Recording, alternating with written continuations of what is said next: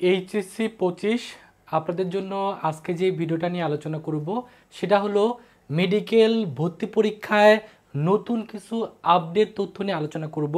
যেহেতু এইচএসসি 25-এর শিক্ষার্থীদের এখন বোর্ড পরীক্ষা চলমান আছে, এই বোর্ড পরীক্ষা দেওয়ার পরেই আপনাদের ভিতরে অসংখ্য শিক্ষার্থীর স্বপ্ন হলো মেডিকেল ভর্তি পরীক্ষা দিয়ে মেডিকেলে চান্স পাওয়া। তো মেডিকেল ভর্তি পরীক্ষায় এবছরে কিন্তু বড় ধরনের পরিবর্তন আসার একটা আভাস পাওয়া যাচ্ছে। তো সেই বিষয়টা আপনাদের ক্লিয়ার করে দিব।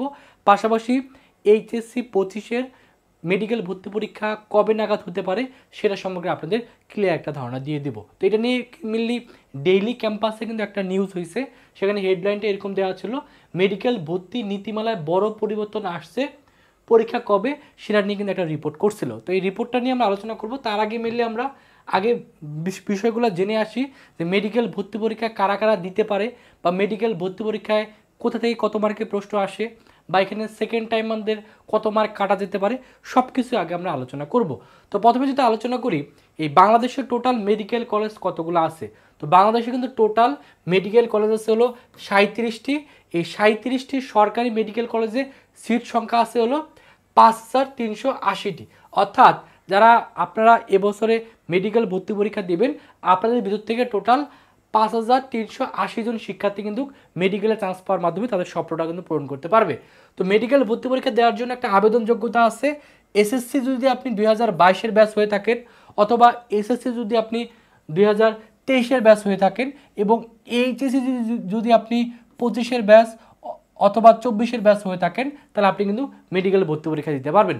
এবং মেডিকেল ভর্তি পরীক্ষা দেওয়ার জন্য এসএসসিতে জিপি আপনার ন্যূনতম 3.50 থাকতে হবে, এইচএসসিতে জিপি আপনার ন্যূনতম 3.50 থাকতে হবে, এবং এসএসসি আর এইচএসসি জিপি যোগ করে আপনার অবশ্যই 9 পয়েন্ট কিন্তু ন্যূনতম হতে হবে। তবে যারা উপজাতি আছেন অথবা পার্বত্য অঞ্চলের শিক্ষার্থীরা আছেন, তাদের ক্ষেত্রে এখানে একটু ছাড় দেওয়া হয়েছে। আপনাদের টোটাল যদি 8 পয়েন্ট হয় তারপর আপনি পরীক্ষা দিতে পারবেন। তার মানে মেডিকেলে কিন্তু যারা ইমপ্রুভমেন্ট পরীক্ষা দিবেন তারাও কিন্তু মেডিকেল ভর্তি পরীক্ষায় বসতে পারতেছেন।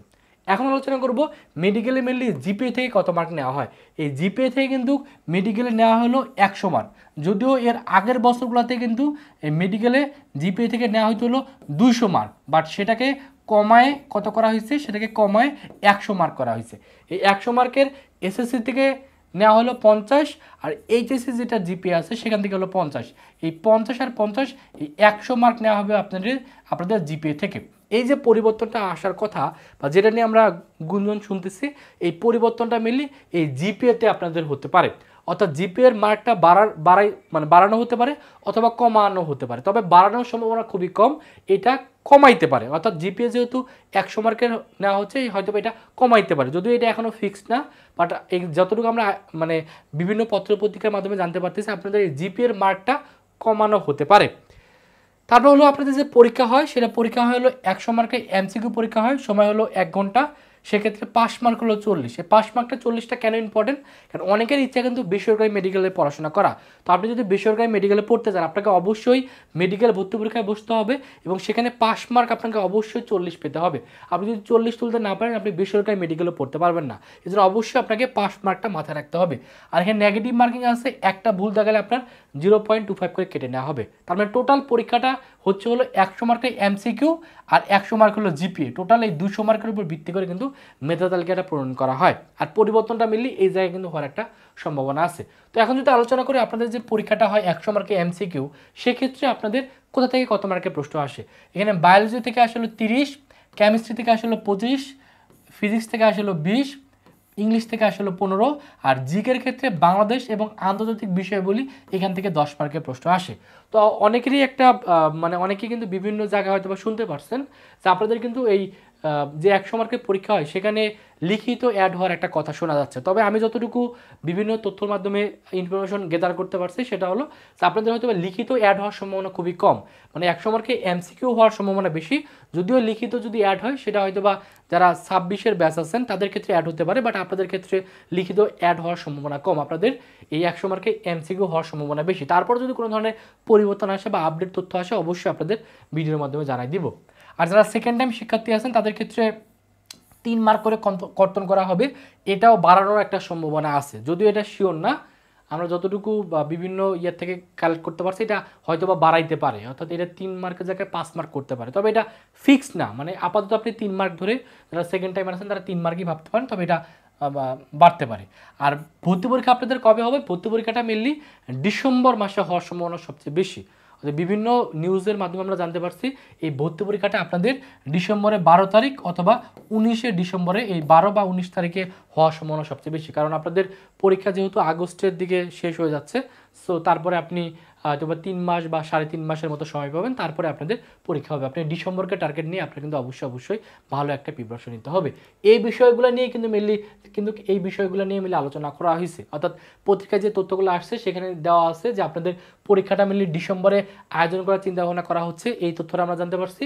আর পরিবর্তনটা আপনাদের আসতে পারে যে 100 নম্বরের যে এমসিকিউ পরীক্ষা হচ্ছে আর জিপিএ যে 100 নম্বরে নেওয়া হচ্ছে সেটা চেঞ্জ হওয়ার একটা আভাস পাওয়া যাচ্ছে। এই দুইটা হলো আপনাদের পরিবর্তন কিন্তু আসার একটা সম্ভাবনা আছে। তো এখন মেনলি আলোচনা করবো, অনেকে চিন্তা ভাবনা থাকে মেডিকেলের প্রিপারেশন না, তো মেডিকেলে কিন্তু মেনলি এই জিকে, বাংলাদেশ এবং আন্তর্জাতিক বিষয়গুলিটা খুবই ইম্পর্টেন্ট। তো যারা চাচ্ছেন আমাদের কাছে অনলাইনে বাংলাদেশ এবং আন্তর্জাতিক বিষয়গুলি ক্লাস করে এখানে সর্বোচ্চ প্রস্তুতি নেওয়া, তারা চাইলে আমাদের ভার্সিটি এবং মেডিকেল জিকে কোর্সে ভর্তি হতে পারেন। এটার কোর্স ফি হলো 1000 টাকা। ভর্তি হওয়ার জন্য এই নাম্বারে হোয়াটসঅ্যাপে মেসেজ করে এই নাম্বারে টাকা পাঠিয়ে কল দিলে আপনাকে ভর্তি করে নেওয়া হবে। আমাদের এখনই ভর্তি চলতেছে, আপনি চাইলে এখনই ভর্তি হতে পারেন। এখন ভর্তি হলে আপনাদের ক্লাস শুরু হবে, আপনাদের যখন পরীক্ষা শেষ হয়ে যাবে বোর্ড পরীক্ষা, তারপর থেকে কিন্তু আপনি অনলাইনে ক্লাস করে জিকের জন্য প্রস্তুতি নিতে পারবেন। অনেকে চিন্তা ভাবনা থেকে মেডিকেলের পাশাপাশি ভার্সিটি প্রিপারেশন না, তারা চাইলে ভার্সিটি গুচ্ছ টার্গেট বেস কোর্সে ভর্তি হতে পারেন। এটা কোর্স ফি 2000 টাকা, তবে এখন ভর্তি হলে আপনি 500 টাকা ডিসকাউন্টে 1500 টাকায় ভর্তি হতে পারবেন। ভর্তি হওয়ার জন্য এই যে নাম্বারটা আছে এই নাম্বারে 1500 টাকা বিকাশে পাঠিয়ে এই নাম্বারে কল দিলে ভর্তি করে নেওয়া হবে। এবং আমাদের কিন্তু মেডিকেলের জন্য এক্সাম বেসের ব্যবস্থা আছে। এক্সাম বেসের কোর্স ফি খুবই কম, মাত্র 500 টাকা। এই 500 টাকা দিয়ে ভর্তি হলে আপনি মেডিকেলের এক্সাম বেসে ভর্তি হতে পারবেন। এখানে টপিক ওয়াইজ পরীক্ষা দিতে পারবেন, সাবজেক্ট ফাইনাল পরীক্ষা দিতে পারবেন, ফুল মডেল টেস্ট পরীক্ষা কিন্তু মেডিকেল স্ট্যান্ডার্ড দিতে পারবেন। এবং এখানে ভর্তি হলে মেডিকেলের জন্য যত ধরনের মেটেরিয়ালস দরকার, যত ধরনের সাজেশনের পিডিএফ দরকার, যত ধরনের বইয়ের পিডিএফ দরকার, সব কিছু কিন্তু এই কোর্সে ভর্তি হলে ফ্রিতেই পেয়ে যাচ্ছেন। তো যারা মেডিকেল এক্সাম কোর্সে ভর্তি হতে চান তারা এই নাম্বারে 500 টাকা বিকাশে পাঠিয়ে এই নাম্বারে কল দিবেন অথবা এই নাম্বারে হোয়াটসঅ্যাপে নক করলে ভর্তি করে নেওয়া হবে। তো এই হলো মেডিকেল ভর্তি পরীক্ষা কী কী ধরনের পরিবর্তন আসতে পারে, নতুন কোন নিয়ম আসতে পারে, সব কিছু আপনাদের জানাই দিলাম। তারপর যদি কোনো প্রশ্ন থাকে অবশ্যই ভিডিওর কমেন্ট সেকশনে প্রশ্নটা করে ফেলবেন। সকলে ভালো থাকবেন, সুস্থ থাকবেন, আল্লাহ হাফেজ।